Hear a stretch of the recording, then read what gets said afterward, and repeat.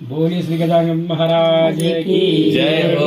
ओम श्री वृंदावन कृष्ण बांके बिहारी लाल की जय। युधिष्ठिर ने पूछा कि भगवान श्री कृष्ण, मैंने आपके मुख से रमा एकादशी का यथार्थ महात्मा सुना। हे नारद, सुना कि हे नारद, आप कार्तिक शुक्ल पक्ष में जो एकादशी होती है उसकी महिमा बताइए। तब भगवान श्री कृष्ण ने कहा कि राजन, कार्तिक के शुक्ल पक्ष में जो एकादशी होती है उसका जैसा वर्णन लोक स्तुता ब्रह्मा जी ने नारद जी से किया था वही मैं तुम्हें बताता हूँ।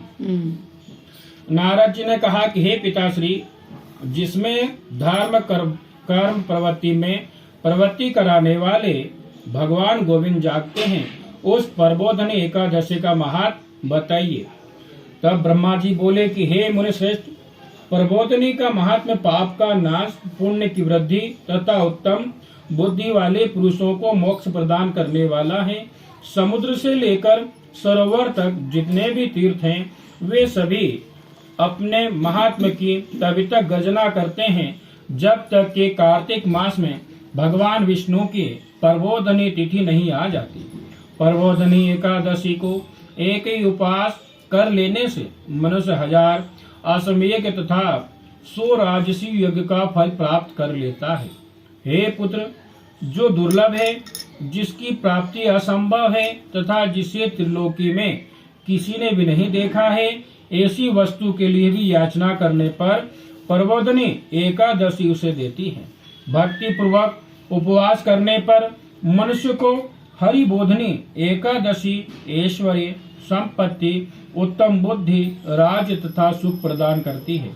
मेरु पर्वत के समान जो बड़े बड़े पाप है, उन सबको यह पाप नाशनी प्रबोधनी एकादशी एक ही उपवास से भस्म कर देती है। पहले के हजारों जन्मों में जो पाप किए गए हैं उन्हें प्रबोधनी की रात्रि का जागरण रुई की ढेरी के समान भस्म कर डालता है। जो लोग प्रबोधनी एकादशी का मन से ध्यान करते हैं तथा जो इसके व्रत का अनुष्ठान करते हैं, उनके पितर नरक के दुखों से छुटकारा पाकर भगवान विष्णु के परम धाम को चले जाते हैं। हे ब्राह्मण, अश्वमेध आदि यज्ञों से जो भी जिस फल की प्राप्ति कठिन है, वह प्रबोधनी एकादशी को जागरण करने से अनायास ही मिल जाता है। संपूर्ण तीर्थों में नहाकर स्वर्ण और पृथ्वी दान करने से जो फल प्राप्त होता है, वह श्री हरि के निमित्त जागरण करने मात्र से मनुष्य प्राप्त कर लेता है। जैसे मनुष्यों के लिए मृत्यु अनिवार्य है, उसी प्रकार धन संपत्ति मात्र भी क्षणभंगुर है। ऐसा समझकर एकादशी का व्रत करना चाहिए। तीनों लोकों में जो कोई भी तीर्थ संभव है, वे सब प्रबोधनी एकादशी का व्रत करने वाले मनुष्य के घर में मौजूद रहते हैं। कार्तिक की हरिबोधनी एकादशी पुत्र तथा पौत्र प्रदान करने वाली है। जो प्रबोधनी को उपासना करता है वही ज्ञानी है, वही योगी है, वही तपस्वी और जितेंद्रिय है तथा उसी को भोग और मोक्ष की प्राप्ति होती है। हे पुत्र, प्रबोधनी एकादशी को भगवान विष्णु के उद्देश्य से मानव जो स्नान, दान, जप और होम करता है, वह सब अक्षय होता है। जो मनुष्य उस तिथि को उपवास करके भगवान माधव की भक्ति पूर्वक पूजा करते हैं, वे 100 जन्मों के पापों से छुटकारा पा जाते हैं। इस व्रत के द्वारा देवेश्वर जनार्दन को संतुष्ट करके मनुष्य संपूर्ण दिशाओं को अपने तेज से प्रकाशित करता हुआ श्री हरि के विकुंठ धाम को जाता है। प्रबोधनी को पूजित होने पर भगवान गोविंद मनुष्यों के बचपन, जवानी और बुढ़ापे में किए हुए 100 जन्मों के पापों को, चाहे वे अधिक हो या कम, धो डालते हैं। अतः सर्वथा प्रयत्न करके संपूर्ण मन वांछित फलों को देने वाले देवादिदेव जनार्दन की उपासना करनी चाहिए।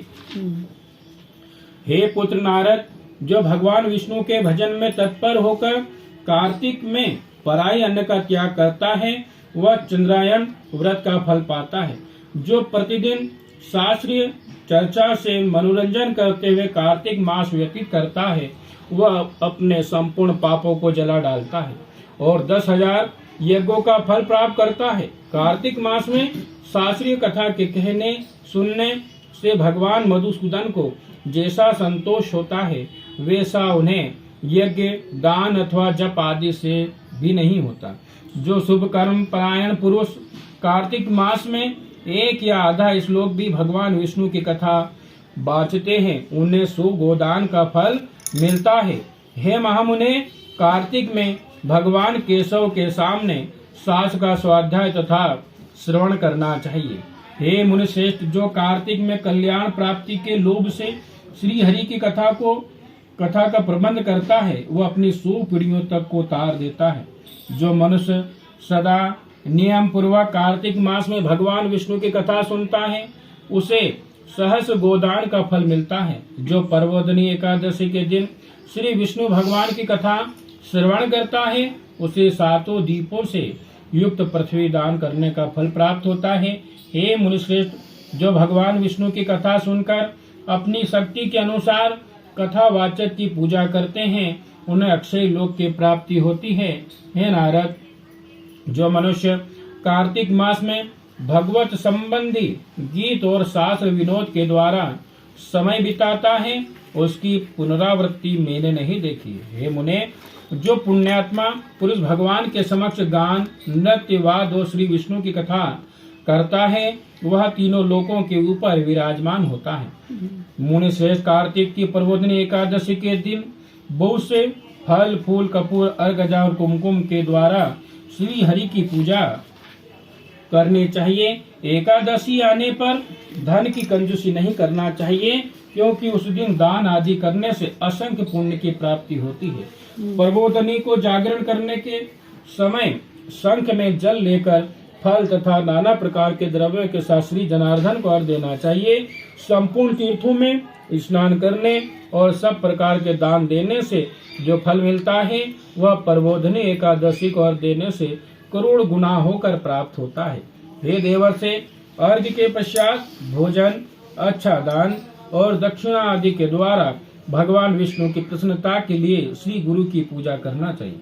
जो मनुष्य उस दिन श्रीमद् भागवत की कथा सुनता अथवा पुराण का पाठ करता है उसे एक एक अक्षर पर कपिला दान का फल मिलता है। हे मनुष्य, कार्तिक में जो मनुष्य अपनी शक्ति के अनुसार शास्त्रोक्त रीति से वैष्णव व्रत एकादशी का पालन करते हैं उसकी मुक्ति अविचल है।